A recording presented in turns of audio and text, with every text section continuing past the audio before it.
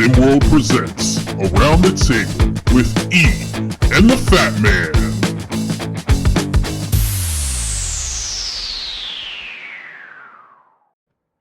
Welcome back to Around the Table. We're stepping in again. It's the Insider and the Scout, your favorite Insider, favorite Scout. I'm JK, joined alongside Sniper J, stepping in on Around the Table for the second straight Tuesday. We know how much you enjoyed it last week, so SimWorld TV brought us back for one more. Sniper J, how are we doing on this Tuesday? I'm okay. I'm already tired from the week. I'm already tired. Tell me about it, man. Thank God it's Friday has been my mantra for the last 3 months.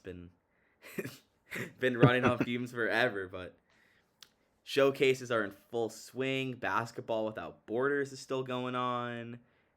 We got a lot to talk about, but I think where to start, Sniper, is with the tweet that I brought up yesterday where I got people thinking John Shire's starting to have a little hot seat going where it sounds like his job could be in jeopardy at Duke. Round of 32 exits and the first weekend exits at Duke don't get you very far. And boosters are getting restless. They had decades of Coach K winning and winning and winning. And now John Shire, hmm going into year hmm four, is fighting for his job. He just lost Cooper Flagg. It's kind of been tough sledding in Durham over the last, I'll say, 2 months. Absolutely. You're absolutely right. In Coach K, they got a winner and a great coach, a great mentor, and a person that has number one draft picks, lottery picks. With Coach Shire, you got all that except for the winning. And with the university, that's good for the players. If you're a player, you go to Duke because you know you're gonna get drafted high. If you're the boosters or you're the president or if you're anybody in the Duke organization, you're not happy because you're not winning, and Duke is known to win. So you can't help but to say yes, he's on a hot seat. This is a make or break year for John Shire. I'll agree, but it's also that this is a program that doesn't come with the expectations normal to a regular program. You look at a school like I don't know Mississippi State, top of mind because I had Juan Vazali on the show recently. If they had lost in the second round of Hoopsteria 3 straight years, I think that fan base would be elated. But at Duke, they're not really chasing like just Hoopsteria appearances. They want banners, and it's kind of telling it. And they get very restless. It's almost like the SWBA media in a sense where there's so much scrutinization with a job like that. I agree with the second half of your statement that Duke is chasing banners, and yes, they have a higher level of winning than some other teams, but I 100% disagree with you and Mississippi State having exits in the second round of hoops there. That Chris Jans is on the hot seat this year. There's Interesting. no ifs, ands, or buts about. Yes, he is. We're talking about a Premier League in the SEC. We're talking about a Mississippi State team that's no, they're not Duke, they're not Kansas, they're not Ohio State, they're not North Carolina, they're not UCLA. But this is a team that wants to compete and be in the grade eight, Yes. the Super 16. The So Y. that's their goal. Yeah, yeah, that's where they want to be, and they have the talent to do that, especially bringing in the good freshmen. And they have Vizel, like you said, they was good this year. They was ranked in the top just 25 for a good amount of the season. They are looking. They have expectations for themselves. So I think Yeah. Chris Jans is one of those many of one of many of those SEC schools that coaches are on a hot seat. We Yeah. can go down the list. Missouri, Dennis Gates, he's on a hot seat. I think the kid at Kentucky is on the hot seat. John Mark Pope. Calipari, You lose in the yeah, first round all of of them. Hoopsteria, you lose in the first round again. You could see Mark Pope on his way out too. I That's what definitely agree I'm with that. We're talking about John Shire faltering in Hoopsteria. What have we seen at Kentucky over the last, I'll say, 5 years, 7 years? nothing. And the big blue is going big down if it keeps going this way. But the one thing I have to say about these two schools is Duke and Kentucky, at least, is even if they're not going far, they're still able to bring in recruits and they're still able to they're always going to appeal to top recruits and they're always going to be able to do well on the recruiting front. And I think that's going to be the one thing that is kind of serves for some optimism for a guy like John Scherer because you have two really good freshmen coming in Pablo Guzman and Andre Ivanov, and you got Vic Ilgauskas back. Hmm. Like you thought you were gonna have Cooper Flag, but you still have a damn good roster in Duke. It's just maybe not a top 5 roster in SimWorld U like people expected. I agree with you, and for all the reason more, I think that adds fuel to the fire. Now you have all this talent, and you still can't win. Let's get rid of you. Yeah, It's and just my opinion. yeah, that's a good shout. I think even I think you look at a lot of the schools that went out early in Hoopsteria last year, they get more of that, or they kind of could find themselves in a pickle. But the school that I'm kind of looking at for a little hot seat is Jake Diebler at Ohio State. And Man, you just took that right out of my mouth. This is sitting on my screen, JK. Godly. He is definitely on the hot seat. Keep going, though. Keep going. yeah, well, you lose Cody Johnson to the SWBA. Really, all that team has is like Bo Pagnotti Jr. coming in, and That's right. I think they have Ace London. I don't know if he's still in prep or not, but they have Monte Parson, the number one recruit in all of SimWorld Prep, verbally committed to them. Right. But that roster is not good, and if they don't, I'll say if they don't get above a top 10 seed in Hoopsteria, then I think Jake Diebler's on his way out, and we can see Monte Parson end up elsewhere. Well, okay. Let me say this to you. How about this scenario? How about let's just say Jake is on his last season, no matter what he does. Let's Okay. just say that, and they're going to try to keep the institution's going to try to keep Mr. Parson because he's a top-rated player, and they're going to ask him what coach he wants to come in. And I think that's how they're gonna run this situation. Now that I'm sitting back, I'm taking a step back and looking at the whole situation. Jake's probably done here. They're probably gonna give him this 1 year, make sure he gets his money and get him out of there, and make sure they get Monte Parson and the coach he wants. That way they could get back to that Ohio State brand that they know and love. Yeah, I that's definitely something that is intriguing. You Ohio State's a big basketball brand. They haven't really won much since probably a while now. They had a good year under Chris Holtman a couple years ago, and they lost in the first round of Hoopsteria. And Ohio State's been quiet since. So they need a spark to go their way. They brought in Cody Johnson, thought he would be that, and they just didn't have enough around him. And you're right, and that's what I think Mr. Parsons is going to do for this school and the new coach. If they decide to go that route, if they get a new coach, the coach is going to be able to recruit better players. If they bring in Mr. Monte Parson can talk to the other better players and the better players that's coming up through the ranks, and he could get them to come to this Ohio State team. It's almost like you're recruiting for the future if you get rid of Jake this year and bring in a new coach and a brand new top tier player. Yes. But the thing we're not talking about with Ohio State is they do have Trey Greer coming in. So that's a pretty good backcourt, but Hmm. nothing else that really jumps off the page with the Buckeyes, at least in that sense. Nothing else is that impressive. But Nothing. I mean, let's hope they compete in the Big Ten this year. yeah, we there are a few other names that I kind of see potentially being on the hot seat. You look at schools like Boise State; they didn't do very much last year. You go across SimWorld, you look at situations like that. Even VCU with Ryan Odom, like Hmm. these provide room for a move to be made. Sniper J, let me just fact check this. Leon Rice at Boise State. They went 11-19 last year with a guy who got. They sent Carmelo Looper to the SWBA. Don't think they really did very much else. They kind of bowed out. And the other one that I'm looking at is Nico Medved at Colorado State because JWJ's gone and they didn't get any big Right, recruitments. right. I could agree with both of those, especially the Boise State one. And here's the reason why. So when we look at what they did last year, it was a not a great season, but the guys that they're playing with are mature. They are veterans, so they should be able to win basketball games, and they were not able to do that. And when they're not able to do that, that's a reflection of your coach. And if your coach can't lead the team to win, so what is he good for? Exactly. So I think Leon Rice is definitely on a high seat. If he can't find a way to get above a 500 record and get his team in Hoopsteria, he's out of there for Boise State. Yeah. And back to the Ohio State thing. I like Diebler as a coach. I think he's actually doing pretty well in building that program. But you're at a school like that, you don't have a lot of patience. People, it runs out It's very taking too long. quickly. Exactly. Hmm. It takes too long, Sniper, and you took the words right out of my mouth. So I, that's kind of what I'm thinking. And the other one I'm looking at is Greg McDermott at Creighton. Both Mark Chisholm and Wow. Ethan Letterman have been saying that they didn't like what he was doing as a recruiter. Having your two best players transfer because they don't like the head coach. Yeah, Mm. I think Yeah, he's. you.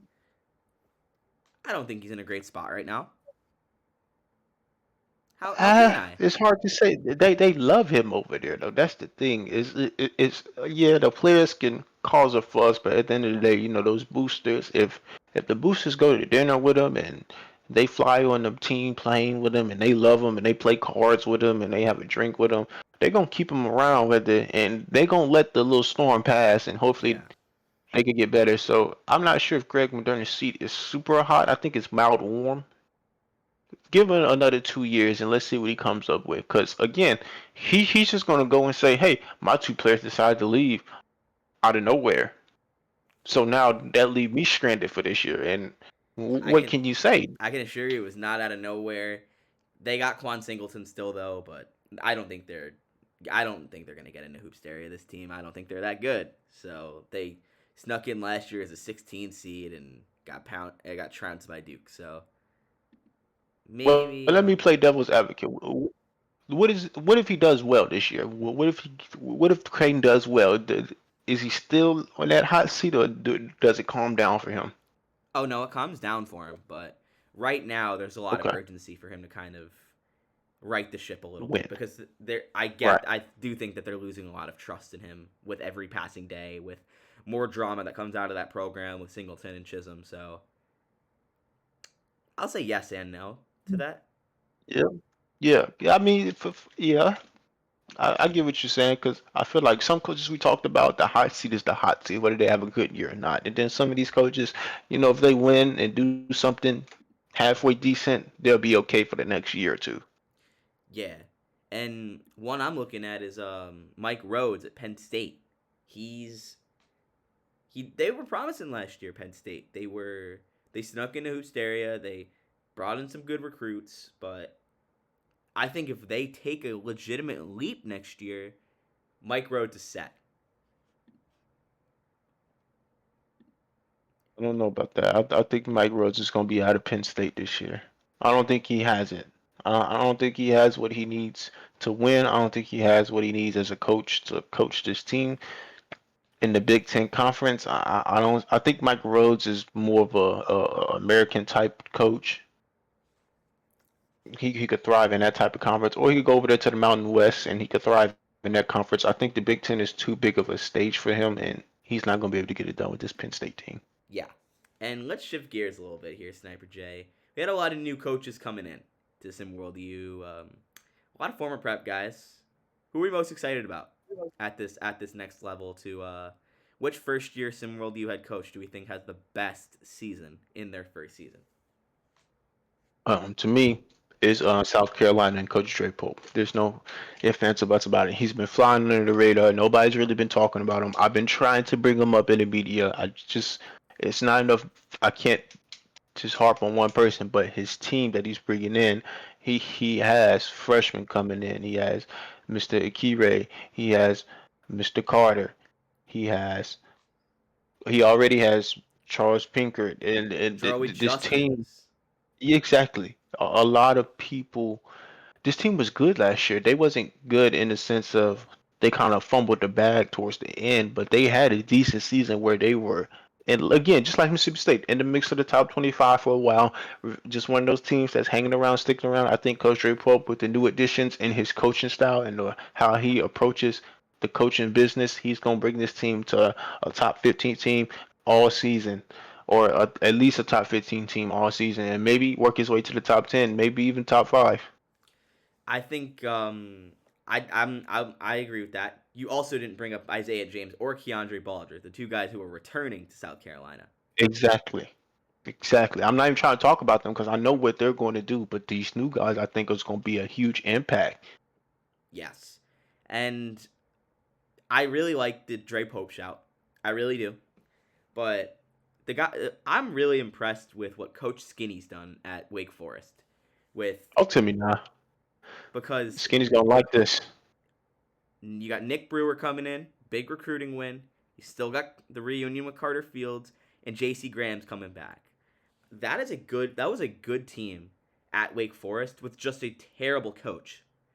They made Hoops Dairy the year before. They were sitting pretty. They just had such a sharp regression because You say coaching. that coach mismanaged what they had going on. And Skinny is the guy to right that ship in year Yeah. one. Player coach That's a too. tough. That's a tough take. I like Skinny. I think Skinny's the bomb.com, and he has this aura with him that you cannot like.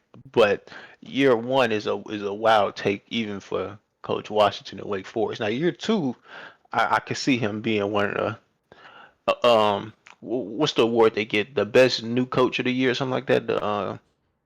I don't know, something like that. Yeah. I think year two is Coach Washington's year for this Wake Forest team to Yeah. really wake people up and make some noise in hoops Yeah, I area. think they'll make Hoops Area this year, definitely, but I'd be surprised if they didn't. But the coach who I think is going to have the sharpest turnaround in his first year is not Coach Skinny. It's Coach Drayton at Syracuse. He completely Yeah, revamped that roster, brought in pretty much all of his own guys. We know what his system is capable of, and you have LaJoran Tompkins, a 5-star recruit. You have Ethan Letterman and Mark Chisholm. You have John Hudgens coming back. You have Kylan Johnson and JJ Hoops and everybody. I mean, Abdul Salamanca. I knew I was missing a name. this. Yeah, I would have mispronounced that. I'll call him Slammer Manaka or something like that. I mispronounce everybody name. But that's the easiest pick, JK. Right? They didn't win nothing. I mean, if they go out there and tie their shoes correctly, everybody's gonna be happy with them. But Yeah. But yeah, that's not what Drayton wants though. Like I think they'll make Hoops Dairy. I that's a tough think take. if you look at Okay. every roster in SimWorld U, they're the team that improved the most from the end of last season to today. If they win one game, they'll be improved the most. Every other team won games. JK, what are we talking about here? Really Yeah. though. I was just talking about the roster, but Oh, what if you talking about roster turnaround? Absolutely. I mean, yeah, I think their roster turnaround was the most drastic in all of SimWorld U. it right. It had to be JK. Jesus, it had. Coach Drayton went in there and fired everybody under the sun, all the way. If he fired the dean, he fired the athletic director, he fired everybody but the president. Yeah. So, so with that being said, he had to fire everybody on his team too and get a whole new team. Yeah. And like Drayton's an obvious pick though, so that's why I wanted to talk about Skinny. I don't see him getting a lot of Yep. love. I think Coach Kusa at Minnesota, he's a year away. 2 years for me. 2 years. I don't know about this Minnesota team, if Yeah. I'm being honest with I'm you. not in on him yet. I'm in on Coach Kusa, not in on that Yes, squad yet. He just kind of has yes, to. He was a late addition, so a lot of the top guys were already committed. Nick yeah. Brewer to I think Wake Forest is huge, and I really like what Dre Pope's doing as well. So I think Kusa needs a year of recruiting. He needs to get his recruits on the court. I agree. I agree with that. I'm definitely with that. But I mean, gonna be a lot of coaching movement over the next year, Sniper J. I'm kind of ready to see how it all shakes out. Yeah, me too. I want to see who can win and who is going to collapse under pressure. Me too. But hey, you know what they say? Pressure makes diamonds. Amen to that. But that's going to do it for this episode of Around the Table. Maybe we'll be back next week. I'll let you know soon. Stay tuned for a special episode of the J Rock Show coming out tomorrow with Mr. J Midoriya. And so I appreciate you all tuning in. And remember, folks, SimWorld, the only place you can see the game, be the game. See y'all soon.